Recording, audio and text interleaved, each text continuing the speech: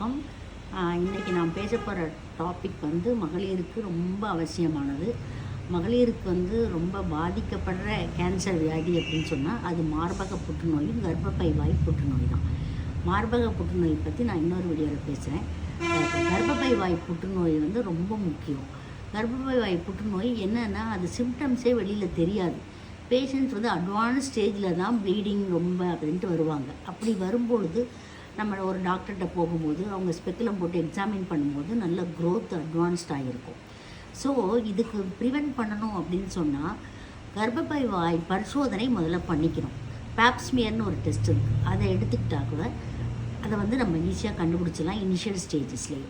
அடுத்தது அரசாங்க ஆஸ்பத்திரி எல்லா ஆரம்ப சுகாதார நிலையம்லேருந்து தாலுக்கா மருத்துவமனையிலேருந்து டிஸ்ட்ரிக்ட் ஹெட் குவார்ட்டர்ஸ் ஹாஸ்பிட்டலில் மெடிக்கல் காலேஜ் ஹாஸ்பிட்டலில் எல்லாமே கர்ப்பப்பை வாய் ஸ்க்ரீனிங் பண்ணுறாங்க. அதாவது வயாவில்லை டெஸ்ட்டுன்னு பேர்.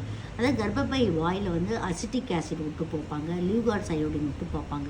அது நெகட்டிவாக இருந்துச்சுன்னா ஓகே, அது வந்து மெககனி ப்ரௌனாக இருக்கும், இந்த அயோடின் அப்டேக் எடுத்து.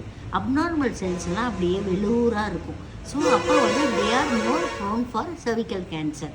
அப்போ வந்து என்ன பண்ணணும்னா பயாப்சி எடுத்து பார்க்கணும் அது எந்த ஸ்டேஜில் இருக்குது.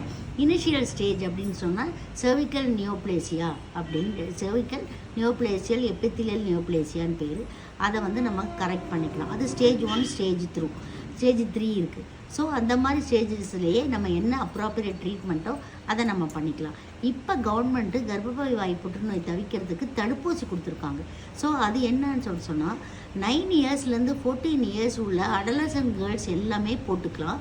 அது வந்து 0 to 0ம் 6ம் அவ்வளோதான், 2 டோஸ் தான். அடுத்து above 13 இயர்ஸ், 45 இயர்ஸ், 50 இயர்ஸ்னால் 3 டோஸ் போட்டுக்கணும். அது 0 to 6.